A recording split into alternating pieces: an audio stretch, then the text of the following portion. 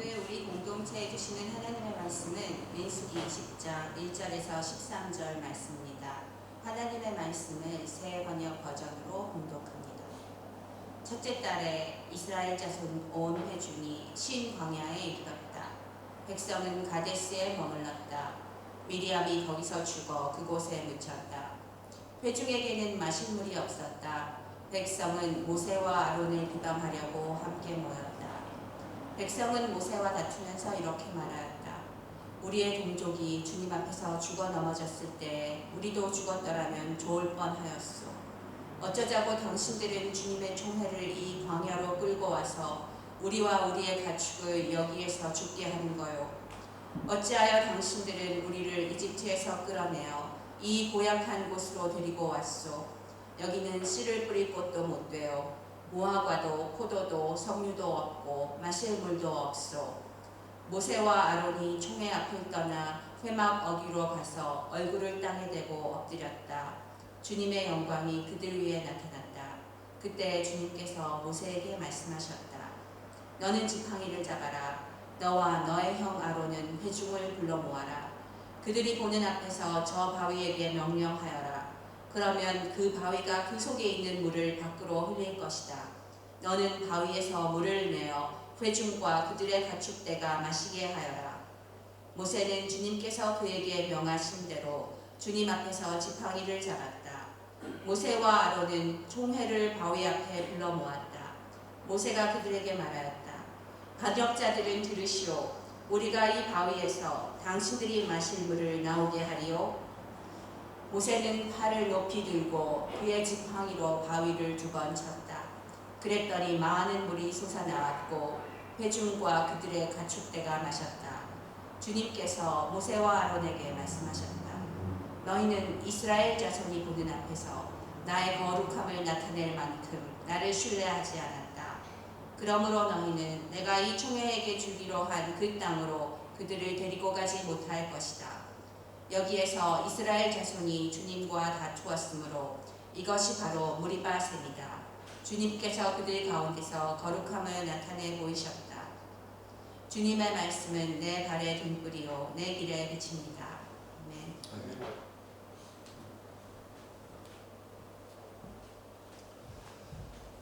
이집트를 탈출한 이스라엘 백성들은 광야에서 40년간 머물러야 했습니다.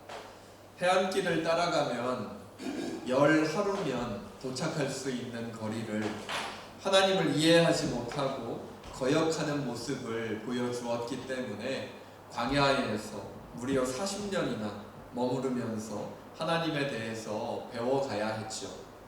오늘부터 살펴볼 20장은 40년간의 광야 생활이 끝나가는 그러한 모습을 우리에게 보여줍니다.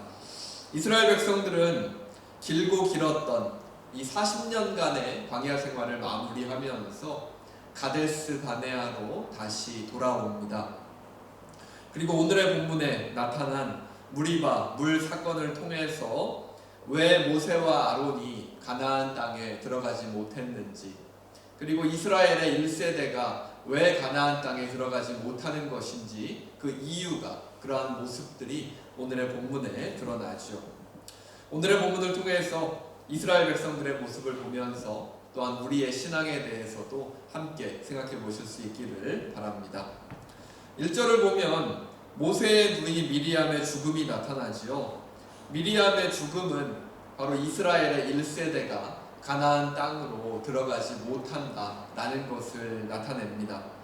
이스라엘을 이끌던 여자 선지자 미리암의 죽음은 이어지는 아론과 모세의 죽음, 그리고 이스라엘 1세대의 죽음을 드러내는 겁니다.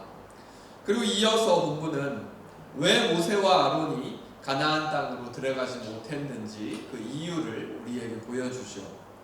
3절에서 5절을 보면 마실 물이 없어서 불평하는 이스라엘의 모습이 드러납니다.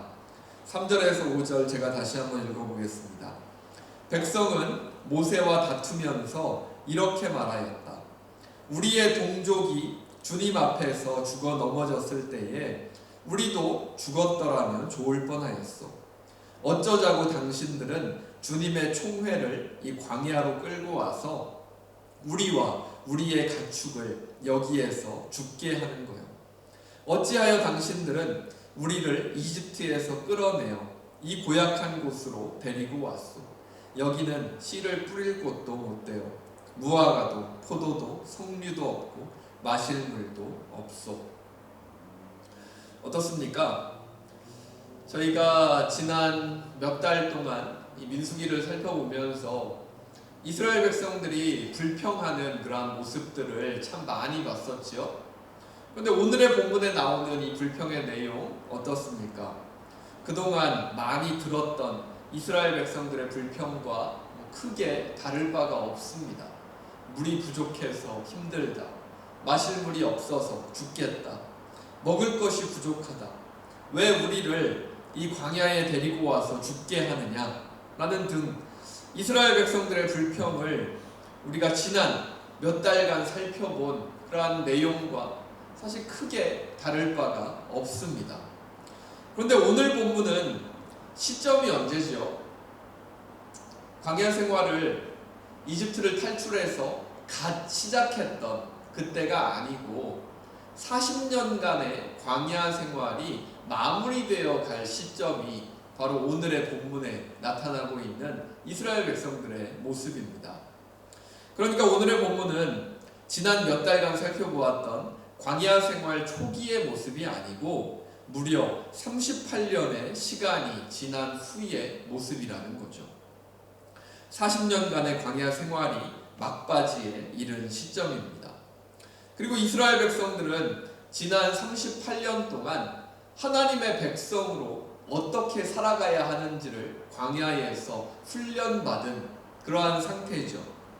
하지만 참 이상하게도 광야 초기에 보여주었던 이스라엘 백성들의 모습과 이 광야 생활이 마무리되어가는 이 시점에 이스라엘 백성들의 모습이 크게 달라 보이지가 않습니다. 이스라엘 백성들이 하고 있는 불평의 내용도 이전과 같거나 아주 비슷하죠. 40년의 시간이 흘렀음에도 여전히 목마르다 불평하고 먹을 것이 부족하다 불평하고 아직도 자신들을 이집트에서 탈출시키신 하나님과 모세의 마음을 이해하지 못하는 그러한 모습을 보여줍니다.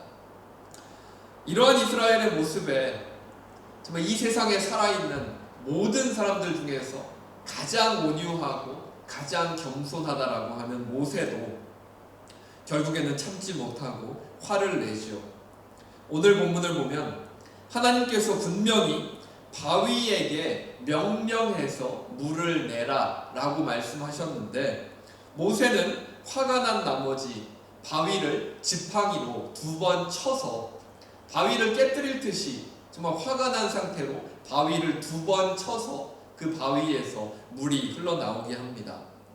뭐 바위에게 명령해서 물이 흘러나오게 하나 아니면 뭐 바위를 쳐서 물이 흘러나오게 하나 어차피 결과는 같은데 무엇이 그렇게 큰 문제인가 라고 우리가 생각할 수도 있겠죠. 하지만 하나님에게 있어서 모세는 어떠한 존재입니까? 하나님과 이스라엘 백성들 사이에서 하나님의 모습을 이스라엘 백성들에게 보여주는 그러한 존재가 바로 모세지요. 그런데 이러한 모세가 어떠한 모습과 어떠한 말을 보여줍니까? 10절을 볼까요? 반역자들은 들으시오. 우리가 이 바위에서 당신들이 마실 물을 나오게 하리요. 이 모세가 한 이 말 중에 하나님은 드러나 있지 않습니다. 모세가 한 이 말에 하나님은 어떠한 일을 하시는지 드러나 있지 않다라는 겁니다. 주어가 뭡니까? 우리가 이 바위에서 당신들이 마실 물을 나오게 하리요 라고 말하면서 이스라엘에게 물을 공급해주는 주체가 하나님이 아니라 우리, 즉 아론과 모세라는 것을 모세가 말하고 있는 겁니다. 즉 모세는 하나님이 아니라 자신과 형 아론을 하나님보다 더 높이는 그러한 잘못을 저지른 거죠. 그 누구보다도 하나님의 마음과 뜻을 가장 정확하게 전달해야 하는 모세가 화가 난 나머지 하나님의 말씀을 거역하고 자신이 원하는 대로 행동하고 자신과 형 아론을 하나님보다 더 높이는 그러한 잘못을 저질렀기 때문에 오늘의 사건은 작은 사건이 아닌 겁니다. 그래서 하나님께서도 오늘의 본문에 나타난 모세의 모습에 실망을 드러내시죠. 그리고 모세에게 이렇게 말씀하십니다. 12절 말씀입니다. 주님께서 모세와 아론에게 말씀하셨다. 너희는 이스라엘 자손이 보는 앞에서 나의 거룩함을 나타낼 만큼 나를 신뢰하지 않았다. 그러므로 너희는 내가 이 총회에게 주기로 한 그 땅으로 그들을 데리고 가지 못할 것이다. 40년의 시간 동안 이스라엘 백성의 1세대들이 하나님께서 원하시는 것만큼 변화되지 못했을지라도 적어도 하나님의 마음을 대변하는 모세만큼은 이러한 모습을 보여주면 안 되는 것인데 모세도 그렇게 하지 못했죠. 하지만 모세의 마음을 생각해 보면 사실 모세가 정말 이 세상에 있는 그 누구보다도 온유하고 겸손한 사람이었기 때문에 그 40년의 광야의 시간들을 참을 수 있었던 것이지 과연 누가 그 상황에서 더 이상 참을 수 있을까 라는 생각도 정말 해볼 수 있을 것 같습니다. 상황을 돌아보면 모세가 화를 낸 것도 당연해 보이기도 합니다. 모세가 이집트로 다시 돌아갈 때 이스라엘의 지도자가 되기 위해서 이집트로 다시 돌아갈 때의 나이가 80세입니다. 그러니까 80세에 이집트로 돌아가서 정말 수많은 고난을 겪으면서 이스라엘 백성들을 탈출시키고 광야로 데리고 나와서 무려 40년의 시간을 광야에서 이스라엘 백성들과 함께 지냈습니다. 그 기간 동안 이스라엘 백성들은 크게 변화도 되지 않고 계속해서 불평과 불만을 드러내고 하나님을 원망하고 모세와 아론을 원망하는 그러한 모습을 보여주지요. 이제 40년의 시간이 흘러서 나이가 120세가 되었습니다. 모세의 나이가 120세가 되었는데도 여전히 이스라엘 백성들은 크게 달라지는 모습 없이 계속해서 불평하고 원망하는 모습을 보여주지요. 이런 상황 속에서 모세가 40년의 시간을 참아왔다라는 것도 사실 생각해보면 참 대단한 일입니다. 하지만 하나님께서는 이처럼 대단한 일들을 평생 동안 감당해왔던 모세라고 할지라도 하나님께서 약속하신 땅으로는 들어가지 못한다라고 말씀하십니다. 모세가 해왔던 것들을 생각하면 모세를 용서해 주시고 가나안 땅으로 들어갈 수 있도록 해주실 수도 있었겠지만 하나님께서는 모세와 아론으로 상징되는 이스라엘의 1세대는 광야에서 그 인생의 여정을 마치게 하시고 또 새로운 리더십인 여호수아를 통해서 가나안 땅에서 이스라엘의 여정을 새롭게 시작하기를 원하셨기 때문이죠. 오늘의 본문에 나타난 바위를 지팡이로 친 사건 때문만이 아니고 모세가 가나안 땅에 들어가지 못하는 데에는 이러한 하나님의 계획하심도 함께하고 있는 겁니다. 이스라엘 백성들의 1세대가 광야에서 모두 사라지고 2세대를 중심으로 가나안 땅으로 들어가게 된 것처럼 리더십도 120세의 모세보다는 조금은 더 젊은 여호수아를 중심으로 변화해야 하는 그러한 시기였던 겁니다. 근데 여호수아도 그렇게 또 나이가 또 엄청 젊지는 않습니다. 이 모세가 120세가 되어가지고 이제 가나안 땅으로 이제 들어가는 그러한 리더십을 발휘하지 못할 때 여호수아의 나이가 96세입니다. 그러니까 나이 차이가 모세와 엄청 많이 나는 것은 아니죠. 하지만 우리가 봐야 하는 것은 이 모세와 아론은 이스라엘 백성의 1세대를 상징하는 인물이라는 거죠. 그냥 단순하게 그 바위를 지팡이로 그냥 화가 나서 내리쳤다고 가나안 땅에 들어가지 못하는 것이 아니라 1세대와 2세대가 교체되고 있다는 것을 하나님께서 보여주고 있는 겁니다. 오늘 본문을 보면 가장 두드러지게 나타나는 이스라엘 백성들의 모습은 바로 가나안 땅을 향해서 나아가지 못하는 그런 1세대의 모습이겠죠. 오늘 본문에 나타난 이스라엘의 1세대들을 통해서 우리가 무엇을 생각해 볼 수 있을까요?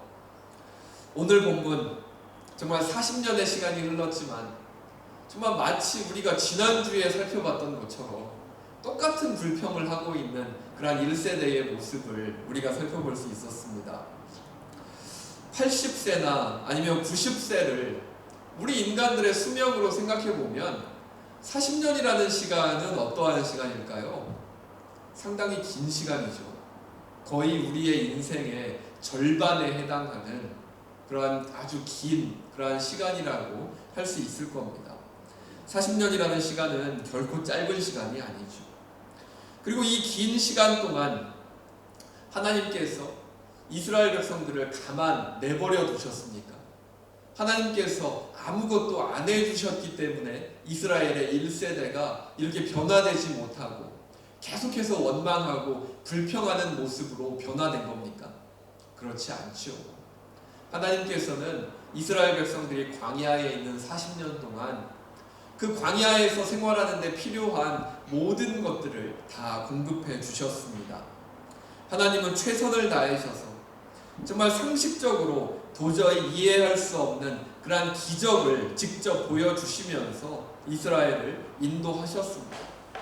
먹을 것이 필요하다라고 하면 먹을 것을 주시고, 밤에 춥다고 하면 밤에 불기둥이 나타나게 하셔서 이스라엘 백성들이 따뜻하게 잠잘 수 있게 해주시고, 낮에 광야에서 햇빛이 뜨겁다고 하면 구름 기둥을 보내셔서 햇빛을 가려주시는 그러한 놀라운 모습으로 이스라엘 백성들을 40년 동안 인도하셨다라는 겁니다. 하지만 이러한 하나님의 노력에도 불구하고 안타깝게도 이스라엘의 1세대는 변화되지 못했습니다.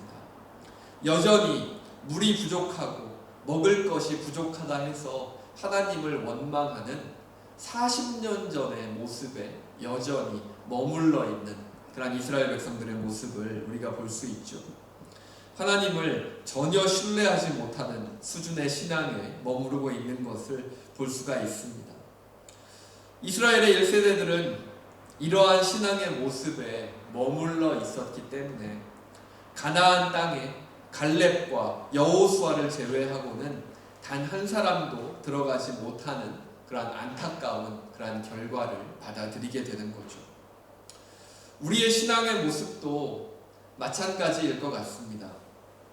저도 예외가 아니지만 신앙생활을 하다 보면 어느 순간 지금 내가 가지고 있는 신앙의 모습에 그대로 머무르게 될 때가 참 많이 있는 것 같습니다. 반복적이고 변화가 거의 없는 그러한 신앙의 모습에 머무르게 되기가 참 쉽지요. 어느 순간 우리의 신앙의 모습이 너무나 당연한 것으로 여겨지면서 그냥 반복적인 신앙생활을 통해서 변화 없는 그러한 신앙생활의 모습이 계속해서 흘러가는 그러한 모습으로 나타날 때가 우리의 신앙의 모습 가운데 있을 것입니다.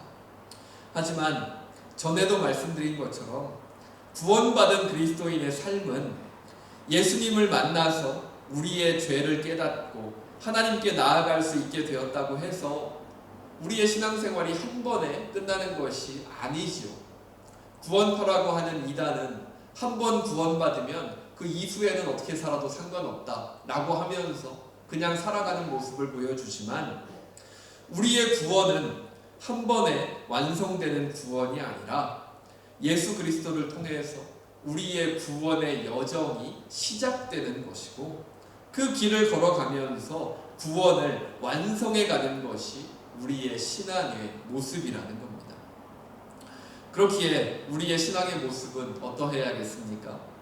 구원의 완성을 위해서 계속해서 하나님을 알아가고 하나님을 배워가고 하나님의 뜻대로 살아가야 하는 노력이 평생에 걸쳐서 이루어져야 한다라는 거죠. 마지막까지 구원의 완성을 위해서 최선의 노력을 해야 하는 삶이 그리스도인의 삶이라는 겁니다. 내가 여기까지 신앙생활을 했으면 됐지, 내가 이 정도 하나님을 섬겼으면 됐지 하는 것은 없다라는 겁니다. 그것은 나의 생각이고 우리의 신앙의 길이라는 것은 정말 하나님께서 이만하면 되었다라고 말씀하실 때까지 그 끝을 향해서 계속해서 달려가야 하는 것이 우리의 신앙의 길이라는 거죠. 그리고 늘 하나님의 뜻을 바라보면서 하나님의 원하시는 방향으로 변화해야 하는 것이 올바른 그리스도인의 모습입니다.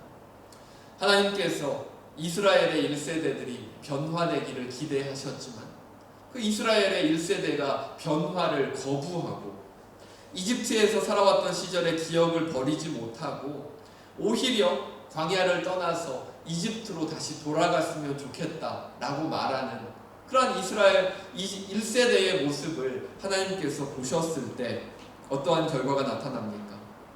하나님의 나라, 즉 하나님께서 인도하시는 땅 가나안으로 들어가는 것이 아니라 그 광야에서 인생에 마치게 되는 그러한 결과를 받아들이게 되는 거죠.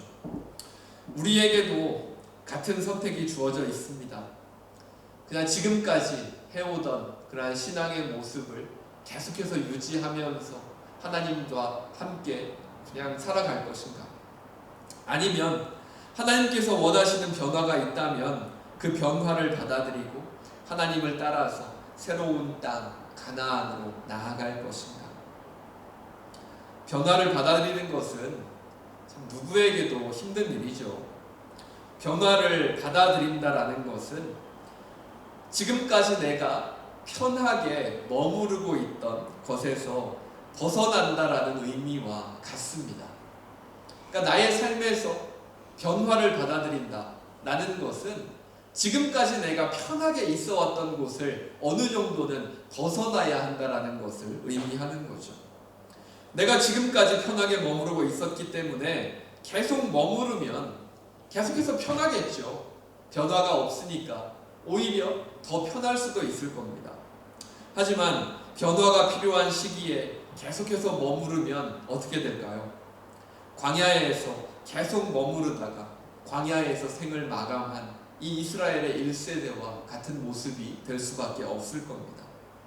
변화를 거부하고 광야에 안주하고 이집트로 돌아가고자 했던 1세대와는 하나님께서 함께하지 않으셨습니다. 하나님과 함께 하나님께서 약속하신 땅으로 들어간 사람들은 어떠한 사람들이었습니까? 안주하고 머무르려 했던 사람이 아니라 정말 거대하고 두려운 가나안 백성들을 보면서도 믿음을 잃지 않고 용기를 잃지 않고 하나님과 함께 앞으로 나아가고자 했던 갈렙과 여호수아 그리고 이스라엘의 2세대와 같은 그러한 백성들이 하나님을 따라서 가나안 땅으로 들어갈 수 있게 되었죠. 우리를 이끄시는 하나님께서는 우리가 결코 반복적인 신앙의 모습으로 머무르기를 원치 않으십니다. 매주 반복되는 예배 속에 머무르는 신앙이 아니라 우리의 삶의 자리에서 하나님의 뜻을 정말 고민해보고 그 가운데서 변화를 향해서 나아가기를 원하고 계시죠. 가만히 머무른다는 것도 사실 생각해보면 사실은 뒤처지고 있는 것이죠. 내 생각에는 나는 그냥 그 자리에서 머무르고 있다 라고 생각할 수 있지만 우리의 주변에 있는 것도 같이 그 자리에 머무릅니까? 그러지 않지요. 우리 주변에 있는 사람들도 계속해서 변화하고 있고 우리가 살아가고 있는 이 세상도 계속해서 변화하고 있기 때문에 우리가 그 자리에 머무르고 있으면 사실은 그 자리에 머무르는 것이 아니라 뒤처지고 있는 것이죠. 그리고 그 사실을 그 누구보다 잘 알고 있는 것은 나 자신일 겁니다. 내가 나 자신을 바라보면 내가 지금 어떻게 살아가고 있는지 나의 마음속에 어떠한 마음을 가지고 이 세상을 살아가고 있는지 나는 정말 최선을 다해서 이 신앙의 길을 걸어가고 있는지 아니면 그냥 반복적이고 또 조금은 게으른 그러한 모습으로 이 신앙의 길을 걸어가고 있는지 그 누구보다도 내가 나 자신을 가장 객관적으로 바라볼 수 있을 겁니다. 그렇기에 우리의 신앙은 하나님의 마음을 따라서 변화하면서 나아가지 않는다면 유지되고 머무르는 모습이 아니라 오히려 우리의 신앙이 뒤처지는 모습으로 나타날 수밖에 없다라는 겁니다. 그리고 오늘 본문에 나타난 이스라엘 1세대의 모습은 하나님께서 선택하신 백성이라고 할지라도 그 하나님의 뜻에서 벗어난 순간 하나님의 계획에서 배제될 수 있다라는 것도 우리에게 가르쳐주고 있죠. 중요한 것은 지금까지 해온 것, 내가 지금까지 쌓아온 것이 아닙니다. 내가 아니죠. 내가 이 바위에서 물을 나오게 하랴 라고 외치던 모세가 아닙니다. 바로 하나님이시죠. 모든 것을 하나님을 기준으로 놓고 생각하면서 우리의 삶의 자리로, 우리의 신앙의 자리로 나아가야 합니다. 내가 아니라 하나님께서 원하시는 것, 내가 원하는 것이 아니라 나를 통해서 하나님께서 하기 원하시는 일들을 찾아가면서 거기에 맞게 우리의 마음을, 우리의 삶을 변화시켜 나가는 그러한 노력이 반드시 필요하다라는 거죠. 어떠한 노력을 통해서 우리가 이러한 모습을 가질 수 있을까요? 우리가 그러한 하나님과 함께 변화되는 그러한 모습을 가지기 위해서는 우리가 하나님을 향한 믿음이 반드시 필요한 것 같습니다. 우리가 신앙생활하면서 믿음에 대해서 참 많이 이야기를 하지만 믿음이라는 것은 뭘까요? 그냥 단순하게 하나님을 믿는 걸까요? 아니겠죠. 우리가 하나님에 대한 믿음을 가지고 있다라는 것은 바로 그 믿음의 크기만큼 하나님을 바라볼 수 있다라는 것을 의미합니다. 어떠한 분의 이야기를 제가 들은 적이 있는데요. 어떤 한 아버지가 있었다고 합니다. 그리고 그 아버지에게는 한 딸이 있었는데요. 그 딸이 아버지에게 부탁을 합니다. 저희 집의 뒷마당에 그 나무 위에다가 이제 새 집을 아빠가 하나 지어주었으면 좋겠습니다 라고 딸이 아빠에게 부탁을 해요. 근데 아빠는 참 많이 바빠서 그냥 딸에게 건성으로 그래 내가 시간 되면 나중에 만들어줄게 라고 딸에게 말합니다. 그리고 나서 이제 몇 시간이 지났는데 아내가 이 아버지에게 와서, 남편에게 와서 이렇게 이야기합니다. 지금 딸이 나뭇가지들을 그 나무 옆으로 옮기고 있고 나무 판자들을 그 나무 옆으로 옮기고 있습니다 라고 이렇게 이야기합니다. 근데 그 이야기를 들은 아빠는 어땠겠습니까? 깜짝 놀랐겠죠. 자신은 그냥 나중에 시간 되면 만들어 주겠다 라고 딸에게 그냥 이렇게 이야기를 한 건데 딸은 어떻습니까? 아빠가 그것을 만들어 주겠다 라는 것을 믿고 그 아버지에 대한 믿음을 가지고 바로 행동하기 시작한 거죠. 아버지가 내가 준비를 해 놓으면 아버지께서 저 나무에 새 장을 만들어 주실 것이기 때문에 그 딸은 그 믿음을 가지고 그 재료들을 나무 옆으로 나르는 그러한 노력을 한 겁니다. 이게 바로 믿음이겠죠. 아버지가 새 장을 만들어 주실 것이라는 믿음이 있기 때문에 그 딸은 그 재료들을 나무 옆으로 가져가는 그러한 노력을 할 수가 있는 겁니다. 하나님과 우리 사이의 믿음도 같은 것 아니겠습니까? 우리가 정말로 하나님에 대한 믿음을 가지고 있다면 우리의 삶은 어때야 하겠습니까? 우리가 하나님을 믿는 그 믿음의 크기만큼 하나님에 대해서 기대하고 하나님께서 반드시 우리를 이끌어 주실 것이라는 그 믿음이 있다면 우리의 삶에도 그 믿음의 크기만큼 노력하는 모습이 나타나게 되겠죠. 그리고 그러한 믿음이 있다면 하나님께서 우리의 삶에 어떻게 역사하시는지도 더 자세하게 들여다볼 수 있을 겁니다. 기도를 열심히 하시는 그런 참 많은 분들이 흔히 하실 수 있는 실수 중에 하나는 그 기도의 응답이 어떤 식으로 나타나는지를 확인하지 않는 겁니다. 그러니까 하나님 앞에 나가서 하나님, 나의 기도의 제목이 이러이러한 것들이 있습니다 라고 기도의 자리로 나아가는데, 정작 기도가 끝난 후에 그 기도의 제목들을 나 자신조차도 잊어버릴 때가 많이 있다라는 거죠. 그리고 나서 하나님께서 그 기도를 들으시고 어떻게 나에게 응답하시는지를 확인조차 하지 않는 경우들이 참으로 많이 있습니다. 그런데 그 모습은 정말로 하나님에 대한 믿음을 가지고 기도한 모습일까요? 그렇지 않겠죠. 정말로 나의 기도를 들으시는 하나님에 대한 믿음이 있다면 하나님께서 나의 기도에 들어 응답해 주실 것이라는 믿음 역시도 가질 수 있기 때문에, 정말 그 믿음이 올바르게 세워져 있다면 그 사람은 그 기도에 대해서 하나님께서 어떻게 응답하시는지를 정말 하나하나 찾아 나갈 수 있을 것이고, 나의 기도에 응답하시는 그런 하나님의 모습을 바라보면서 정말 하나님을 발견하고, 정말 하나님께서 살아계시고 나의 삶에 정말 적극적으로 세세하게 개입하고 계시다라는 사실을 깨달으면서 정말 하나님께 감사하는 마음을 가지고 정말 그러한 신앙의 길로 더욱더 힘차게 걸어갈 수 있는 그러한 모습이 나타날 수 있게 될 것입니다. 바로 그러한 모습들이 하나님께서 이스라엘의 1세대에게 기대하셨던 그러한 모습이겠죠.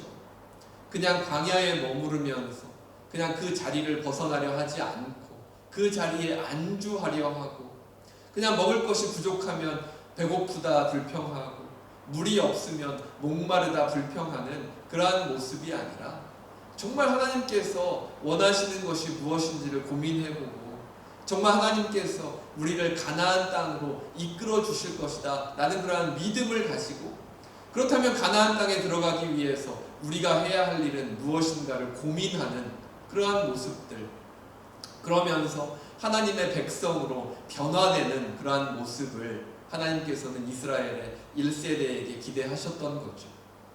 하지만 이스라엘의 1세대는 그러한 하나님의 기대대로 변화되지 못하고 그냥 안주하는 신앙의 모습으로 머물러 있었기 때문에 가나안 땅으로 들어갈 수 없었습니다.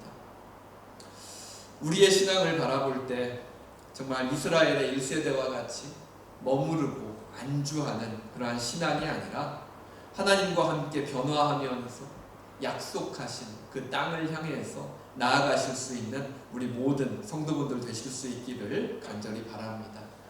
우리가 함께 고민하면서 또 기도하면서 하나님의 뜻을 찾아갈 수 있다면 정말 우리의 각자의 삶에 하나님께서 원하시는 그러한 것들을 우리가 찾아갈 수 있다면 하나님께서 우리를 변화하게 하시고 가장 선한 길로 이끌어 주실 줄로 믿습니다. 자, 우리 말씀을 기억하면서 함께 기도하겠습니다. 사랑의 하나님, 오늘도 말씀을 통해서 하나님 앞에 선 우리의 모습을 돌아보게 하시니 감사합니다. 본문 속에 나타난 이스라엘 백성들을 통해서 변화를 거부하는 사람들과 함께하지 않으시는 하나님의 모습을 바라봅니다. 저희들도 이 세상을 살아가면서 지금까지 해왔던 신앙의 모습에 안주하는 것이 아니라 약속된 땅을 향해 이끄시는 하나님을 바라보면서 정말 하나님께서 우리들을 이끄신다는 그 믿음을 가지고 우리가 하나님을 바라보고 하나님께서 원하시는 것들을 고민하며 하나님과 함께 이 인생의 길을 걸어갈 수 있게 하여 주시옵소서. 내가 가장 편한 곳에 머무르려 할 때 그 길이 하나님께서 원하시는 길이 아니라면 깨달을 수 있게 하여 주시고 하나님과 함께 변화의 자리로 나아갈 수 있게 하여 주시옵소서. 그리하여 우리의 삶 속에서 우리를 향한 하나님의 뜻이 펼쳐지고 그 안에서 하나님과 함께 하는 그러한 기쁨을 충만히 누리며 살아가는 우리 모두 되게 하여 주시옵소서. 함께 예배하는 가정들, 또 여러 가지 사정으로 각자의 자리에서 예배하는 가정들을 기억하여 주시고 하나님의 은혜와 사랑 안에서 선한 인도하심이 늘 있게 하여 주시옵소서. 특별히 몸의 아픔과 마음의 아픔으로 하나님께 나아가는 성도들을 기억하여 주시고 하나님 안에서 그 모든 아픔과 고통이 회복되어 갈 수 있는 그러한 귀한 은혜를 허락하여 주시옵소서. 하나님께서 늘 함께하여 주심을 믿으며 이 모든 것 우리 주 예수 그리스도의 이름으로 기도합니다. 아멘. 이제는 우리 주 예수 그리스도의 은혜와 하나님의 사랑과 성령님의 사귐이 하나님과 함께 안주가 아닌 변화를 바라보며 교회와 가정 그리고 이 세상으로 다시 나아가는 모든 성도들과 자녀들 그 삶의 자리 가운데 지금으로부터 영원토록 함께 하시기를 간절히 축원하옵나이다. 아멘.